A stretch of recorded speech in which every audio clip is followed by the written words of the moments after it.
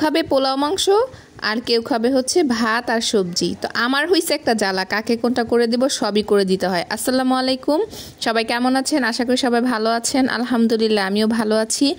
তো মুরগির মাংস আর পোলাও খাবে, এটা হচ্ছে আদনানের বাবার আবদার। আর ওর দাদা হচ্ছে খাবে না, ওর দাদা আসলে খুবই অসুস্থ, খেতে পারে না কিছুই তেমন। তো বললো সবজি খাবে আর হচ্ছে ভাত খাবে, তো সবার জন্যই রান্না করব।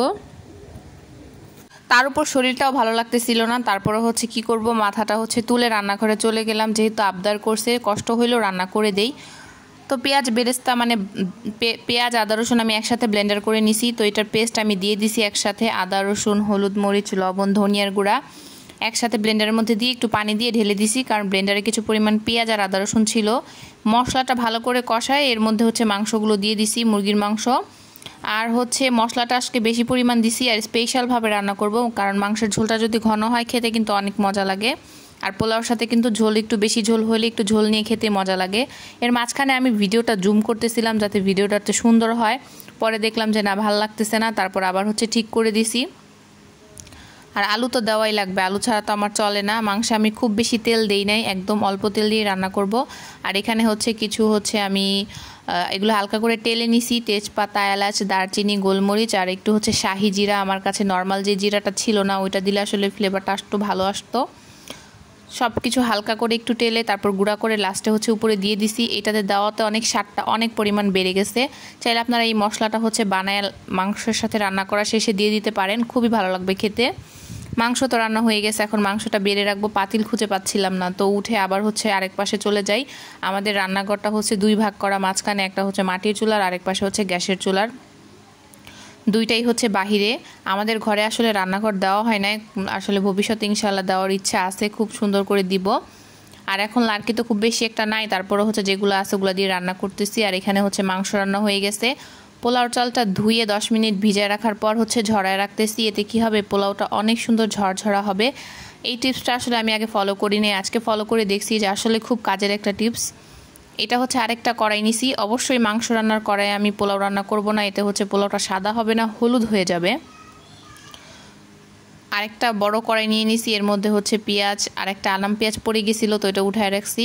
পেঁয়াজটা একটু বেশি পরিমাণে দিলে পোলাওটা খেতে আসলে ভালো লাগে। আর পোলাও হচ্ছে দুধ দিব, দুধ দিয়ে হচ্ছে খাবে পোলাওটা। তো গুঁড়া দুধে কিন্তু আগের মতো হচ্ছে একটা ঘ্রাণ থাকে না। যাই হোক, পেঁয়াজ বেরেস্তা করে আদা রসুন দিয়ে চালগুলো হচ্ছে ভেজে নিব ভালো করে, এতে কিন্তু আরও মানে পোলাওটা খুব ভালো হবে আর একদম সুন্দর মতো হবে। অনেক সময় দেখা যায় যে পোলাও হচ্ছে ভাতের মতো নরম হয়ে যায়, অনেক সময় ঝরঝরা থাকে না, কিন্তু একদম ঝরঝরা থাকবে যদি আপনারা এই টিপসটা ফলো করে রান্না করেন। আর গরম পানি দিবেন অবশ্যই। তো এখানে হচ্ছে পানি মেপে আমি হচ্ছে গরম পানি দিয়ে দিচ্ছি। আমি এখানে হচ্ছে 3 পা পোলাও চালের মতো নিয়েছিলাম, তো এর জন্য হচ্ছে আমি 6 পা পানি দিয়ে দিছি। আর এই তো এখন পানি দিয়ে ভালো করে বলক চলে আসবে। আমি লবণ দিছি, আমার কাছে কাঁচামরিচটা ছিল না, যার জন্য আমি কাঁচামরিচটা দিতে পারি নাই, ওইটা অ্যাভয়েড করছি। চাইলে আপনারা এখানে কাঁচামরিচ দিতে পারেন, স্বাদ মতো লবণ দিবেন আর ঘি থাকলে অবশ্যই দিবেন। এখন ভালো করে নেড়ে চেড়ে ঢাকনা দিয়ে রাখবো। আর নিচে অবশ্যই একটা পাতলা কড়াই দিয়ে দিছি যাতে পুড়ে না যায়, নিচে লেগে না যায়, দিয়ে ভালো করে ঢেকে অনেকক্ষণ রেখে দিছি। এরপর আদনানের বুকে একটা মালটা কেটে দিলাম, লেবু মালটা এই ধরনের খাবারগুলো আসলে ডাক্তার বেশি খেতে বলছে। তো প্রত্যেক দিনে একটা লেবু দুই তিনটা লেবু একটা মালটা এরকম কেটে দেওয়ার চেষ্টা করি। এতে করে হচ্ছে তার সুস্থতা, আসলে যে অপারেশনটা হয়েছে ছোটোখাটো, তো ওইটার জন্য আসলেই দরকার। তো মালটার মাঝখানে এটা না ফালালে কিন্তু মালটাটা খাওয়া যায় না ঠিকভাবে, রসটা বের হয় না। আর এখন হচ্ছে লাস্টে সবজি রান্না করব।